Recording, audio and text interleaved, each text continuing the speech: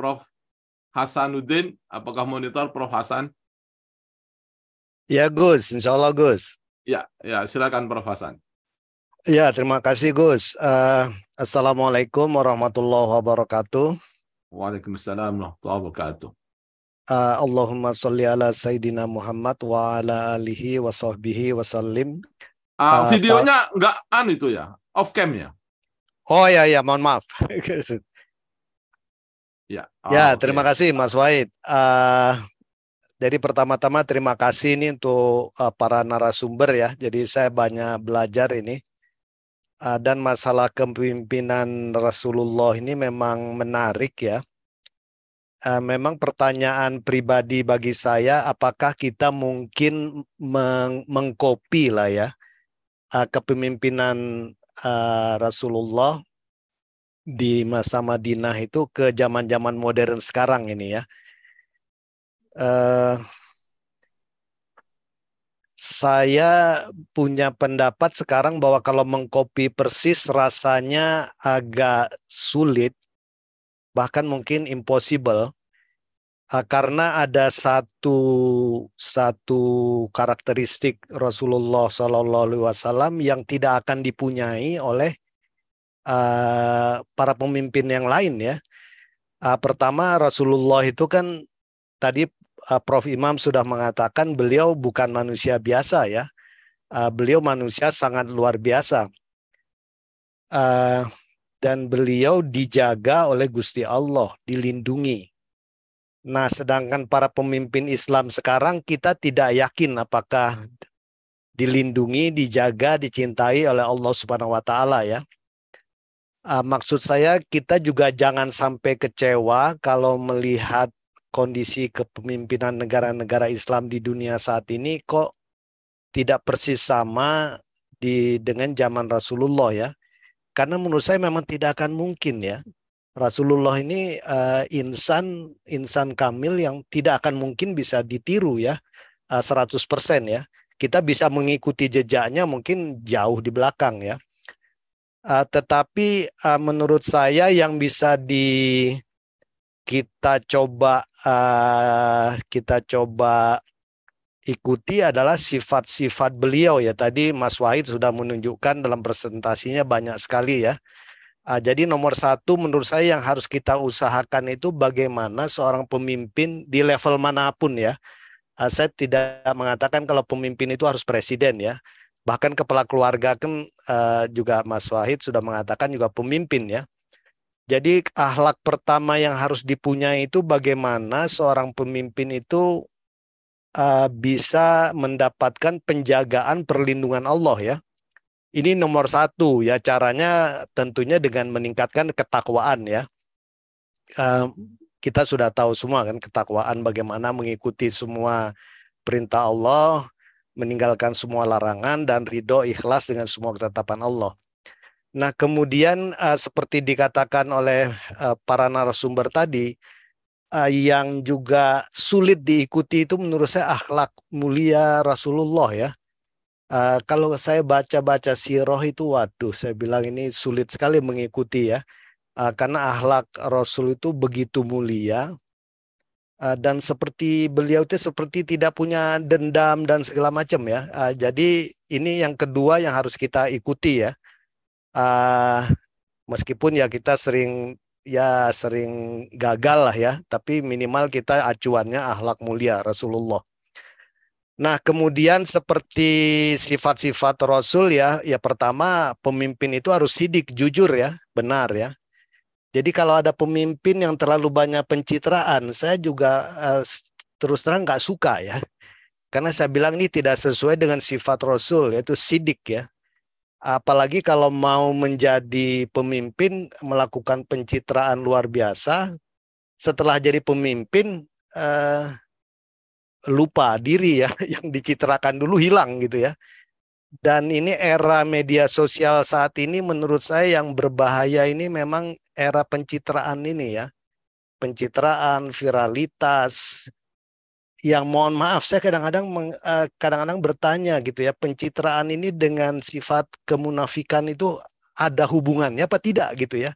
Apakah dalam fikih Islam, dalam politik modern itu, apakah pencitraan itu bisa diklasifikasikan sebagai sifat-sifat kemunafikan yang harus ditinggalkan ya? Kalau itu betul, menurut saya para pemimpin, calon pemimpin kita harus diingatkan, jangan terlalu banyak pencitraan karena itu tidak sidik ya, tidak menunjukkan aura sidik, kejujuran, kebenaran ya. Kemudian Rasul itu harus cerdas ya, fatonah seperti kita ketahui, kemudian harus amanah. Dan tadi Prof. Siroji sudah mengingatkan tentang keteladanan ya. Mohon maaf, sekarang ini orang berusaha mencari jabatan, apakah itu rektor, dekan lah, eselon 1, eselon 2, staf wali menteri, mungkin dulu staf khusus, Mas Wahid ya. Orientasinya kan orientasinya apa ya? Orientasinya itu sesuatu yang nyun sewu ya. Kadang-kadang kita orientasinya iya kekuasaan, jabatan, glamour, aksesibilitas ya, fasilitas dan segala macam ya.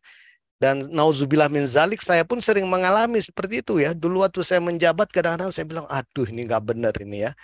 Tapi sistem di keliling kita, sistem birokrasi kita, begitu kita menjabat, itu kita akan dilayani gitu.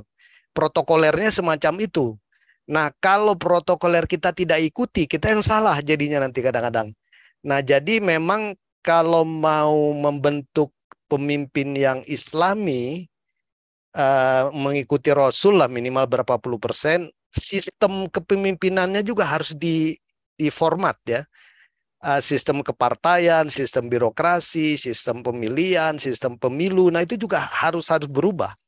Karena kalau tidak berubah, calon pemimpin yang kualitasnya baik sekalipun masuk ke dalam sistem birokrasi yang penuh transaksi, penuh mahar dan segala macam, ini nih keteladanan itu akhirnya sulit dipertahankan ya.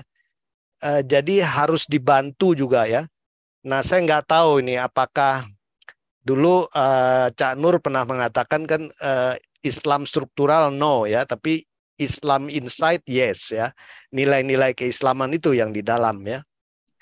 Nah, kemudian keteladanan ya.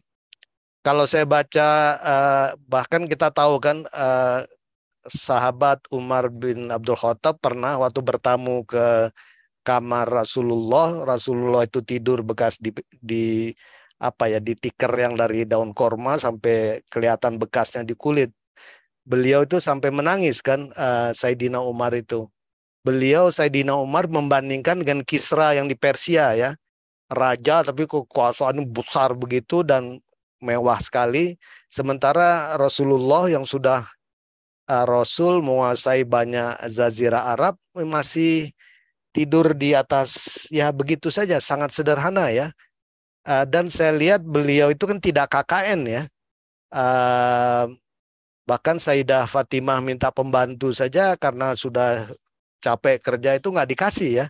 Cuma dikasihnya malah zikir ya, obatnya. Jadi masalah keteladanan ini saya pikir masalah besar di kita ya. Di Indonesia ini masalah besar.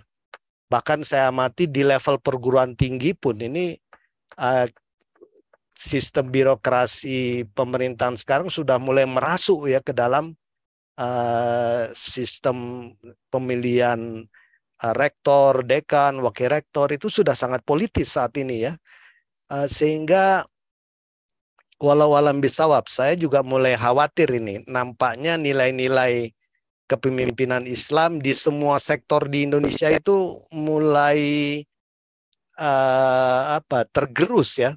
Bahkan mungkin Mas Wahid dan rekan-rekan sekalian juga bisa lihat pemilihan kepala desa saja itu tuh sudah gontok-gontokannya nauzubillah min zalik. Padahal itu orang-orang Muslim semua ya.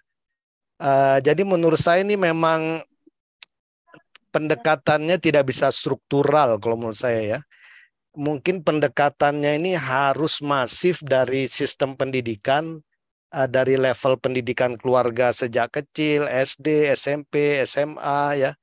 Dan menurut saya ini pemimpin-pemimpin informal seperti di pesantren-pesantren, para kiai di kampung-kampung, nah itu peranannya besar ya. Kalau kita menyerahkannya kepada hanya anggota DPR, politisi, saya pikir nggak jalan kemana-mana itu. Menurut saya perubahannya ini harus revolusinya itu revolusi budaya ya, revolusi mindset, revolusi mental, mulai dari pendidikan sejak usia dini ya. Dan saya berharap banyak sebenarnya ke teman-teman di NU yang punya jaringan pesantren begitu banyak, kemudian teman-teman Muhammadiyah punya jaringan sekolah perguruan tinggi yang begitu luas ya. Perubahannya ini harus dari dasar ya. Kalau merubah sistem politik, sistem kepartaian, sistem birokrasi, saya pikir susahnya minta ampun ya. Saya nggak akan melihat itu ya. Karena pengalaman saja waktu Rasulullah wafat digantikan oleh Khalifatul Rasyidin, kita lihat saja di begitu Khalifah Utsman saja sudah mulai rame kan, mulai terjadi kekisruhan. Kemudian Imam Ali terus saja ya. Kemudian Umar bin Abdul Aziz berusaha merombak, tetapi akhirnya beliau diracun sendiri ya, belum 2 tahun. Dan kemudian kita tahu apa yang terjadi selanjutnya ya. Di kerajaan di Khalifah Ottoman ada beberapa sultan yang memang bagus-bagus ya, tapi juga akhirnya tergulung ya. Jadi ini memang Gus Wahid dan teman-teman sekalian, menurut saya memang kepemimpinan Islam ini tidak bisa dipersiapkan hanya dengan training-training, dengan buku-buku dan segala macam, nggak cukup kalau menurut saya. Ini perombakannya harus sifatnya revolusi budaya, mulai dari pendidikan, usia dini, dari sekolah, dari keluarga, dan semua pihak ya, pesantren segala macam harus ikut ya. Pemimpin informal juga harus ini ya. Insya Allah kemudian ya semuanya harus mendekat kepada Allah. Karena kalau Allah misalnya ngelihat kita senang, cinta kepada kebaikan, kebenaran, insya Allah Allah akan menolong ya. Itu yang saya katakan sering ke teman-teman juga di dunia politik, ini saya khawatirnya gonjang-ganjing saat ini di Indonesia. Yang saya khawatir itu apa ya? Perhatian, kecintaan Allah ke orang Indonesia ini, saya khawatirnya itu berkahnya Allah, itu berkah langit itu pergi dari bumi Nusantara ya. Karena mungkin ngelihat ini ribut saja nih, kisruh aja ya, usrek terus ya. Nah ini yang saya khawatirkan ya, karena kalau kalau Allah Subhanahu Wa Taala sudah meninggalkan suatu bangsa, saya khawatir kita akan bahaya ini ya. Itu tapi mudah-mudahan kekhawatiran saya itu tidak berdasar lah ya. Kita terus berdoa terus terang ya. Itu saja Gus Wahid. Ya masukan dari saya pribadi ya, ini kegalauan saya terus terang ya melihat situasi politik zaman sekarang ini ya. Terima kasih. Wassalamualaikum warahmatullahi wabarakatuh. Waalaikumsalam warahmatullahi wabarakatuh. Luar biasa. Mudah-mudahan apa yang menjadi kekhawatiran ya Prof Hasanuddin ini ya, tidak terjadi di Indonesia ya. Yang nggak mungkin berkahnya akan hilang ini kalau kita banyak pencitraan, banyak gontok-gontokan macam